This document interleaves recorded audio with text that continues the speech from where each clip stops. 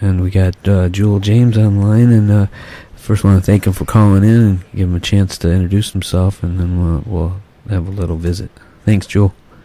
Yeah, Jewell James. I'm with the Lummi Sovereignty Treaty Protection Office up here on the Lummi Indian Reservation. Right. So, Jewell, I appreciate calling in, and I wanted to first talk a little bit about what is going on up in that Lummi territory up there, and especially with the coal trains. And I know recently that you signed I'm not really sure clearly what it is, but a coalition with the Canadian tribes on the Salish Sea. Yeah, well, we have the up in Burrard, which is Vancouver. You got the Tsleil-Waututh Nation. Some people call it the Burrard Nation, but it's Tsleil-Waututh, and they're right there in the Fraser area. And there's a pipeline coming in that feeds tar sands oil from inland Canada, and it's pumped into big super tankers. Now, these super tankers are loading up basically a toxic sludge right there in Tsleil-Waututh Native territory, right in the heart of it. And they're standing up and they're saying, no, this is unacceptable because that tar sands oil is extremely toxic and will destroy our environment, destroy our river, destroy our salmon and any shellfish that's left. And so the people of Tsleil-Waututh have been reaching out to other relatives and other indigenous nations, asking for support and recognition that they have a legitimate concern and they deserve to be supported. And so our chief, Silik, here at the Lummi Nation, sent me up to represent him because we're talking about traditional relationships and love and respect for the world around us, the environment. And so I went up there and represented our chief a couple weeks back. But it's Kinder Morgan, that's a big corporation that's bringing the tar sands oil in. But, you know, they have that controversy in northern British Columbia there called Enbridge as well, where they're going to run another pipeline and for loading other super tankers. It doesn't matter where they're going to be loading them. The thing is that these ships are huge, bigger than 3 football fields long, and they're actually talking about dredging the Fraser River out in order to not scrape bottom once they're loaded. And then they're going to have to make their way through the San Juan Island network. You know, it takes 6 miles for them to stop.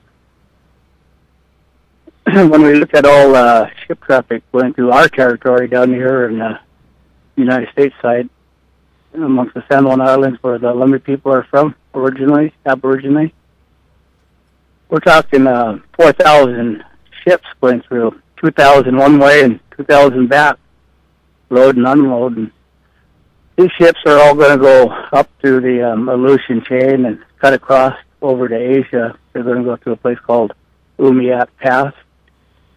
And I guess it's 10 miles across, but it's pretty shallow. Even big crabbers went through there, hit bottom.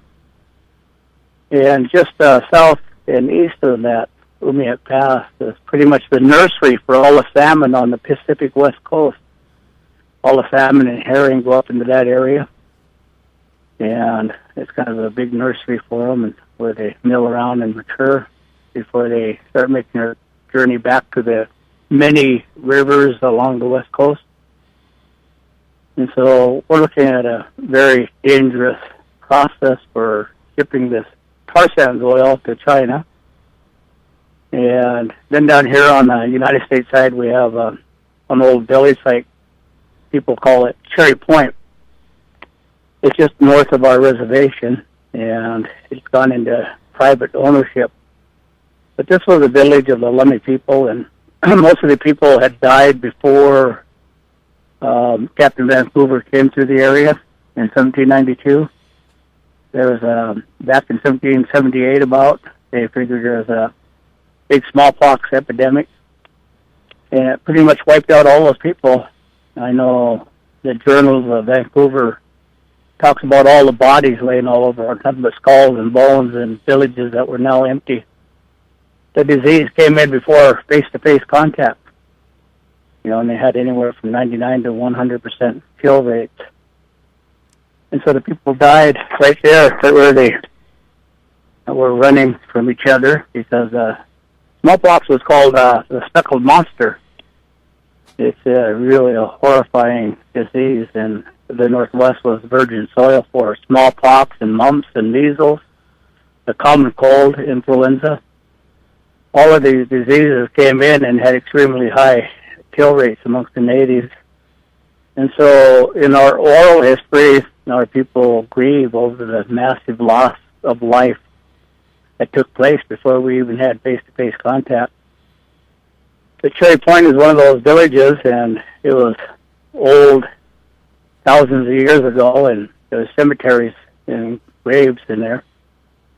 Over the decades, someplace in that area, and the Office of State Historical Preservation recognizes the site as extremely historic and culturally sensitive.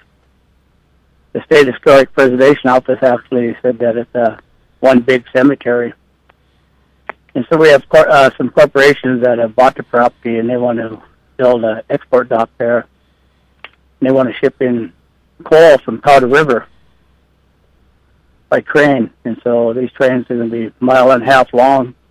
Tons upon tons of coal in every train cart, and a mile and a half of carts, and they're all open top, because if you cover them, you get that energy build up and the coal can start on fire. And so they're going to be shipping it by rail and open. How many times a day do they propose this to happening? Well, there's people are saying, it's only a dozen, it's only 18, it's only 3 dozen, and so there's all the speculation, because you got different types of things going on here. First of all, you got Kinder Morgan trying to stretch their pipeline to the west coast, and then ship their tar sands oil to Ferndale refineries in Anacortes, which is just over the border here from Vancouver. And what they're not shipping that way, then they'll ship it by oil on rail. Mm-hmm. And they already got oil on rail going to Anacortes refineries. And so then you got the coal coming in from the Powder River. And so all of this is it's coming in from the north, it's coming in from the east, and it's coming up along the Columbia River, and up to a lot of towns and a lot of counties and a lot of communities. And so the thing about it is that all the dust that's going to blow off the coal is loaded with arsenic and mercury.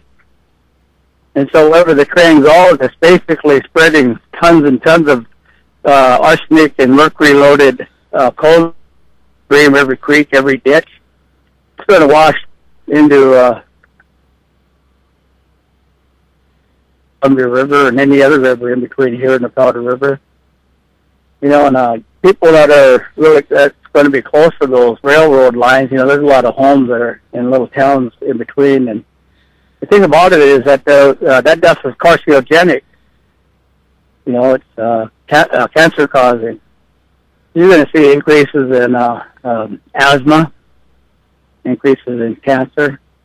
So it's going to have a major environmental impact. And first of all, we're offended that they don't really care that they're going to be dumping all their coal on top of our cemetery, and they already gone in and did a whole bunch of bulldozing without permits. One of the county commissioners caught them 2 years ago. They're just bulldozing the place all up, and they didn't notify the Lummi Nation. And we have the Historic Preservation Act that applies to it, called Section 106.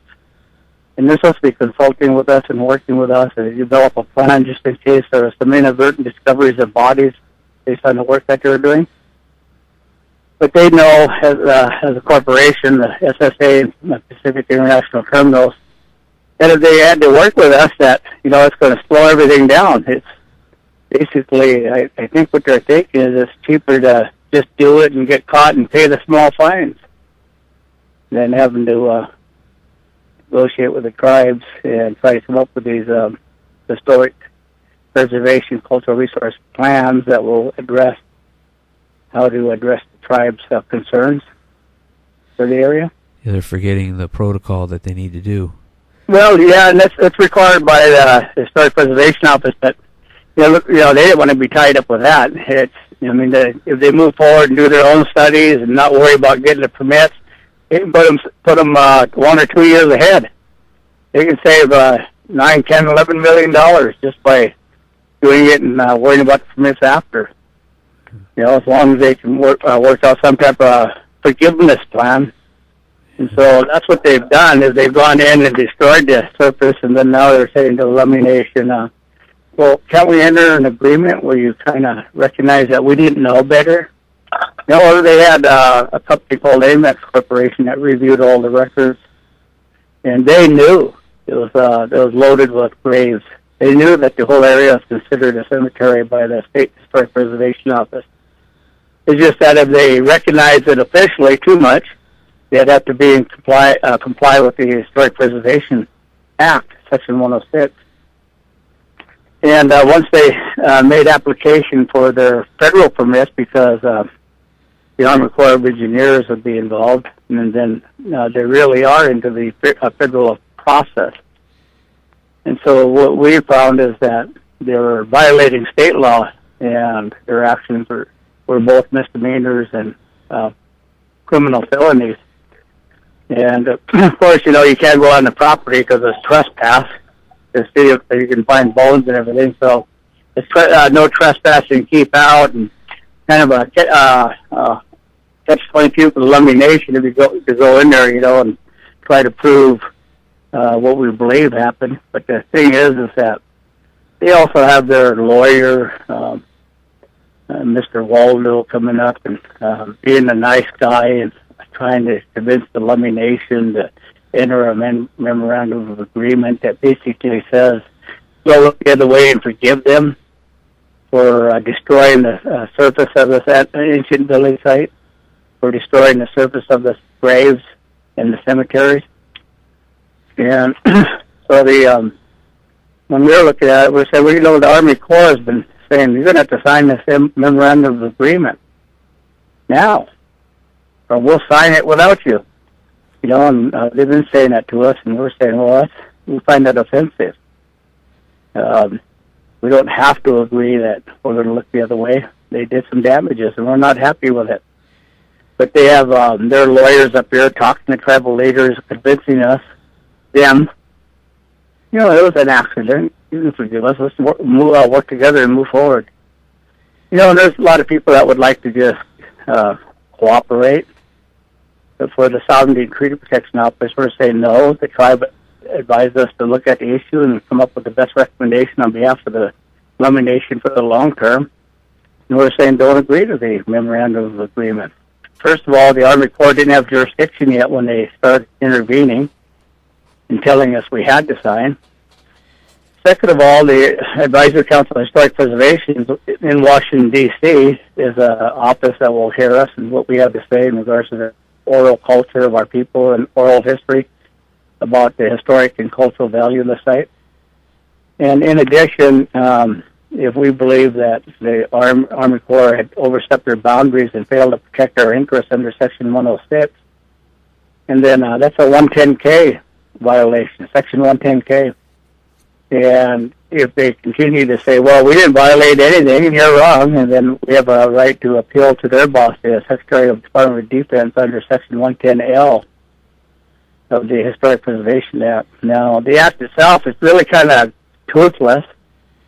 We know that. But it gives us the right to speak out publicly and say, look, we exist as a Native people. We have culture. We have teachings. We have values for the site. And we have a right to be heard. The President has issued Executive Order 13175 that has directed all members of the Cabinet that you will consult with the Indian tribes Now, that was an amendment that got a little, he amended the executive order that came out during the Bill Clinton administration, and he made it stronger.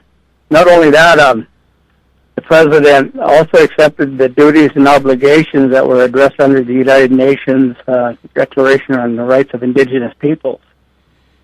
And that fits right close to our cultural concerns for Cherry Point. And maybe the United Nations Declaration is a policy statement, and maybe the National Historic Preservation Act really doesn't give us much legal teeth to protect the site, but all of this allows us to speak out and be heard. And I know people have said before, well, you got Arco and you got all these other companies in Telco up there. How come we didn't say anything then? They came in back during the termination era where the United States government had turned on us and tried to destroy our tribe and separate our people and distribute them out into the cities, directing the BIA to terminate the relationships with the Indian tribes. And so anybody that was left on the reservation was left in poverty, couldn't get a job. And the government was trying to steal the land out from under them. Since then, we've entered in the era of self-determination and self-government. Self-determination came into existence in 1975 for American Indians, and self-government in 1987 and 1989 we created that. So we have 300 tribes that new compact with the United States on becoming self-governing tribes, and those tribes are very active in speaking out about impacts around them. And Lummi tribe is one of those tribes. Right, you're exercising your sovereignty. Yeah, and there said that the relationship with the American Indian is a government-to-government relationship founded upon the Constitution itself. That was Senate Concurrent Resolution 76 and House Concurrent Resolution 331 that went through during the 200-year celebration of the U.S. Constitution. And so we know we have a solid government-to-government relationship, or at least we have a legal right to have a solid government-to-government relationship with the United States, but it's a matter of getting the federal departments and agencies to recognize that they have these duties and obligations to work with us and hear us and take into consideration our concerns. Now, we have treaties with the United States, and those treaties were foundational to the United States versus Washington case, the Bolt decision. And they have phase one that says that we have the right to 50% of the salmon. But the thing about that is that by the time we got our fishing rights back after 120 years of federal neglect and state oppression of our rights, most of the salmon was almost over-harvested to extinction. And all the forests were clear-cut and the rivers were clogged with silt washing out of the mountain. There was a lot of industrial pollution and a lot of water being extracted from the rivers for municipal uses, corporate uses. And so the rivers were being dewatered, they're being silted up, they're being polluted, and marine habitat was faring no better. We got super sites up and down the coast here. We got dead zones both in Straits of Juan de Fuca and out off the coast where absolutely nothing can live because of contamination from urbanization and the industrial revolution. And so the future pretty bleak, and under phase two of USD Washington, we have the right to have the habitat and the environment protected, and that applies to the Cherry Point question. And so we, as a nation, we know that we have treaty rights, and those treaty rights are probably the strongest part of law that we have for asserting our rights to protect that area. Down inside the water, there's a lot of eel grass up and down that area there. Right in that area itself is the main spawning grounds of the herring, Washington State herring. We were harvesting herring back in the 1970s commercially, and Lummi Nation, we pushed for closure of all commercial herring fisheries because the stocks were collapsing. We needed to protect that population for future generations, so we went into conservation closure on herring. And it's been closed ever since. 34 years later, we're still closed. And both the state fleet and the tribal fleets have a long-term investment in preserving and letting those populations build up for future harvest. sustainable harvest, we hope. Same thing with the spring Chinook in the river. We had to close down spring Chinook fisheries back in '79 because the population was collapsing. And, our people are upset. Anytime a fishery gets closed, the fisherman's going to get upset. But they also recognize that culturally we're obligated to make sure that those species don't go into extinction. And so for 34 years, the spring Chinook fishery on the Nooksack River has been closed because the habitat was getting less and less for the spring Chinook, and plus they're over-harvest off the coast and inside the straits and out in the ocean, being prior interception stuff, sports interception.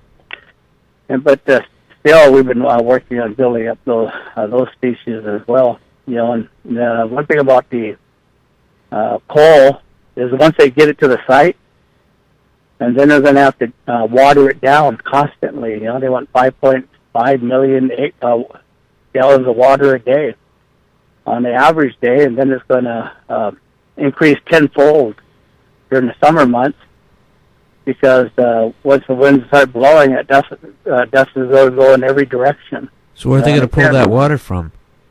They're saying that they're going to pull it out of the Nooksack River. They're going to take 1/5 of what's left in the Nooksack River. We have all kinds of problems with it. The Nooksack River, they take and they divert the water to upstream and pump it into Lake Whatcom. And then Lake Whatcom is surrounded by a housing development where the raw sewage goes right into the lake.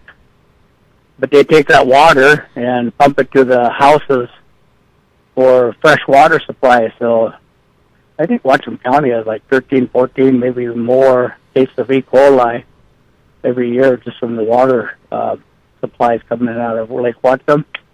Not only that, the water is being diverted for the city of Linden. City of Linden had used, the agricultural community up there had used so much pesticides and fungicides in their agricultural practices that they permanently polluted their underground water supply. So they've been having to go to the river and get water. Yeah. So everybody keeps draining the river like it's an endless supply, and so now you get to the point where you can walk almost all the way across it and not even get your knees wet. This is crazy. Yeah, it's people just got to accept it as a way of life, but it doesn't have to be. So we're saying no to coal. We're saying no to the Kinder Morgan tar sands oil coming down this direction. And we're hoping to be able to protect the environment. We're hoping to be able to assert our rights under the National Historic Preservation Office, to assert our rights under the treaty, based on the U.S. v. Washington decision that went to the Supreme Court twice and was upheld. And so, but it's all a lot of parties involved, and we're talking about Canada, United States, and China, 3 superpowers. Foreign commerce, and little tribes in the way. But, geez, just in the media the other day, what was it saying? The papers are broadcasting that carbon dioxide levels in the atmosphere was up at rates that were not this high except for 10 million years ago.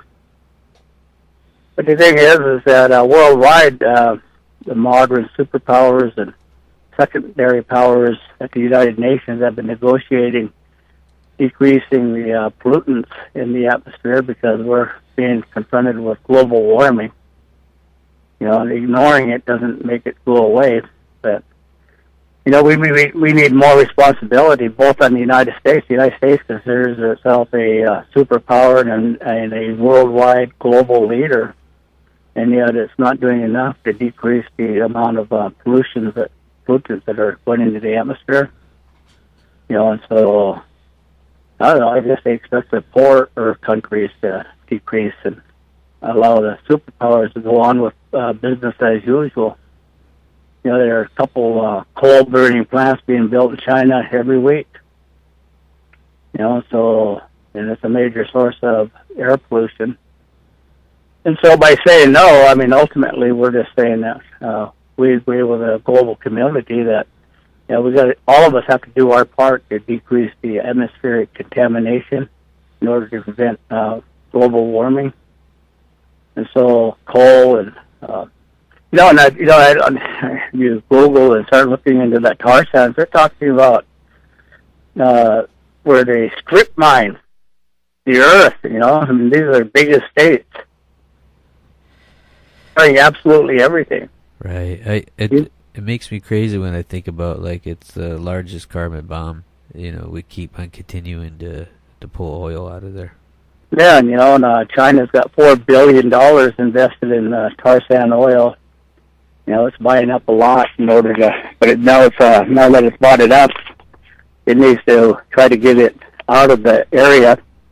And they're either going to do it by rail or they're going to do it by pipeline and then ship it out. We talk a little bit about the illusion of the so-called jobs it's going to create.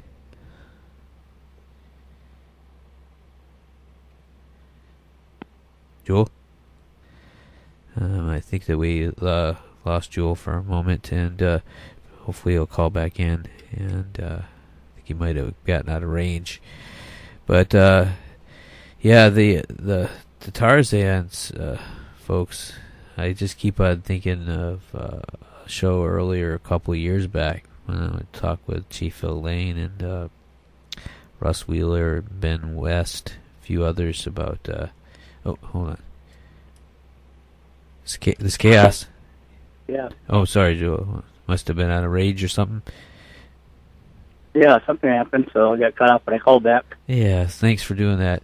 So I was just, sharing with folks that, like, a couple of years back, I had Chief Phil Lane and Ben West and Russ Wheeler on. We were talking about tar sands and how, like it's just they're going in and they're it takes 2 barrels of oil to pull out 1 barrel, and then they're destroying all the earth there, and that it's this huge carbon bomb. And like, to me, hearing that, knowing that if we continue to do that, no one can live. Yeah, I mean, see, they're saying, what I see, they're saying 3 barrels of oil is burned to produce 1 barrel of oil. But what they're doing is they're betting on the idea that just down south of the tar sand fields is the United States, and the United States is going to need that oil and will pay at all costs in the future. So in the meanwhile, they're taking what they can to get out of it and ship it around the world. That their long-term goal is to make profit off the United States by shipping it down south.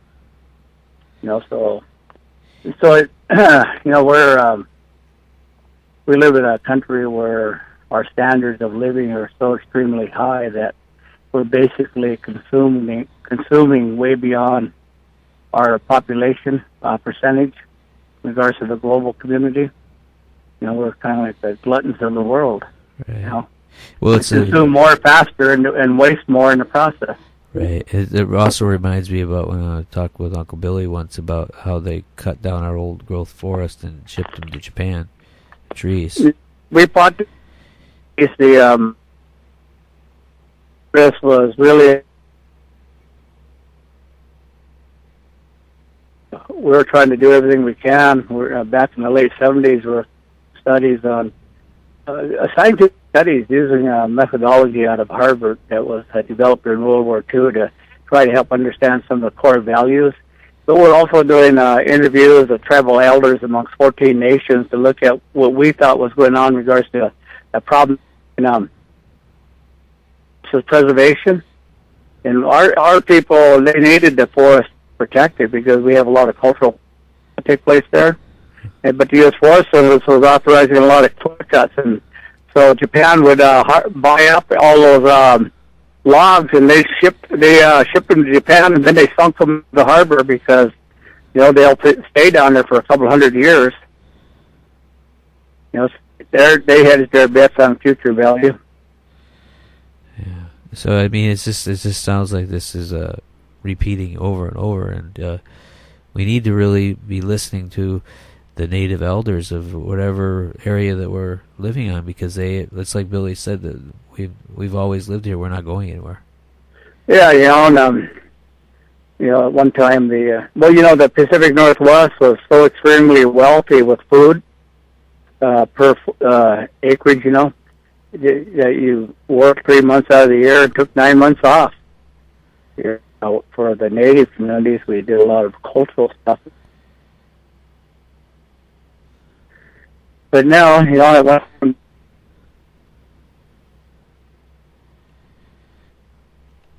You're breaking up a little bit here. Oh, I think we lost him again. This is Make No Bones About It. This is Raven Redbone, and we're visiting with Jewell James, and he'll probably call back. We'll try one more time. We got about 20 more minutes of the show. Hey, Jewell. Yep. I'm sorry. So I was just saying that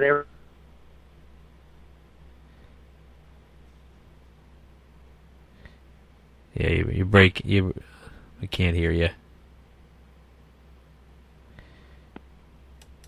So again, this is Make No Bones About It. It's Raven Redbone, and I'll try one more time here. Okay, you're on the air. Yeah, I think I got a bad connection. Probably it must be in a bad area. Yeah. Well, we got about 20 minutes. I don't know if you wanted to continue talking that long, but I just want how can we help stop because they essentially want to go into a burial ground. They're already there. Yeah. Well, first of all, sometime in the future, we're probably going to find out whether or not they really did dig up our ancestors. Now, this happened in about 12 years ago. The city of Blaine, working with an archaeologist group and a construction company, they dug up one of our ancestral cemeteries. And they're saying that they come across no bodies, but we found out all the bones were shipped to Colorado. And we had to go get them back, and then we ended up suing in court, and we won in the court lawsuit. Are you there? Yeah, I'm listening. And so they had to pay $10 million damage to the heirs of the ancestors that they dug up. But the Lummi Nation has already put in $14 million recovering the bodies that have been busted up and distributed all over the ground up there. $14 million, and 12 years later, we're still undoing the damages. And this company went in and bulldozed 20,000 soil, just bulldozed it out, studies without any permits. Don't know what type of damage has been done up there. But yeah, it's a cemetery, and yeah, we, our elders taught us to pay our sisters. I know in our negotiation work. Hey, then we'll do the repatriation. Oh, and that is insulting. It's about Native Americans having the right to have the bodies repatriated. And that's a hard-fought victory when we got the Native American Graves Protection and Repatriation Act through. Because in the 1990s, we got the rights to our peyote in the Native American Church. We got rights back to use feathers on our regalia. Federal prisoners got rights to rituals, and then they enacted the law to repatriate our ancestors' bodies back to us. In the 1990s, we're starting to get our religious freedom back. And so the average member of the U.S. society don't realize just how oppressed Native Americans have been. And it's always been the idea has been, well, we want to develop this for commercial profit, so you Indians have to get out of the way.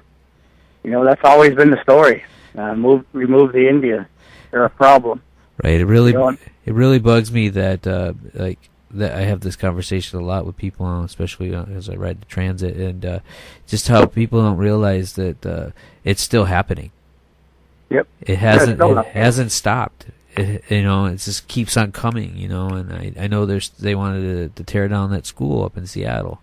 Well, when we're battling on some political issues with the United States before, we started working with the local, regional, national, and international councils of churches.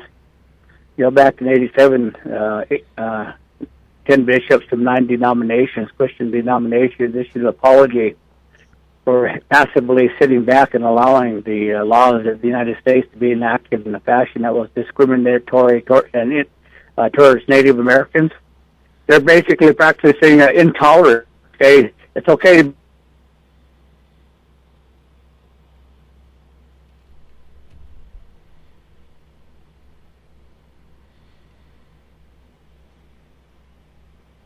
Oh, we lost him again. And again, it's 5:45, and this is Make No Bones About It's Chaos Radio 89.3 FM. But I wanted this to share a little bit, like what he was talking about, how it really hasn't stopped for Indigenous people across the world. Like, it's still happening every day. There's all these things that we've been talking about. Kisa talked about them. This is why we need to help. Jewell? Yeah. Oh, sorry. Well, that's right. I was saying that we need to continue to ask the churches to work and organize to help us and support us. But there are, some of these publicly traded companies that are involved in some of this natural resource harvesting, no matter where it takes place.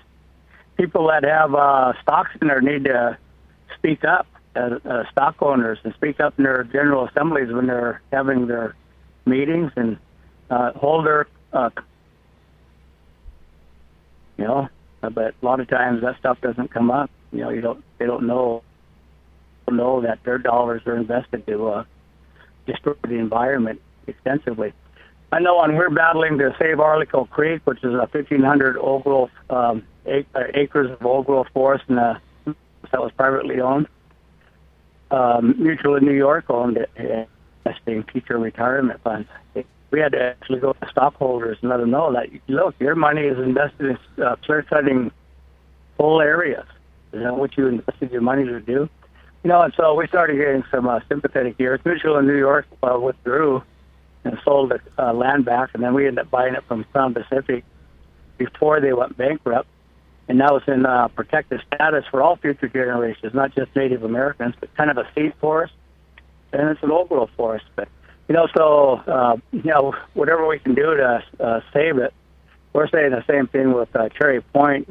As long as somebody can buy it and say, well, it's got deep water access, they're going to try to use it for some reason. So we need to believe that.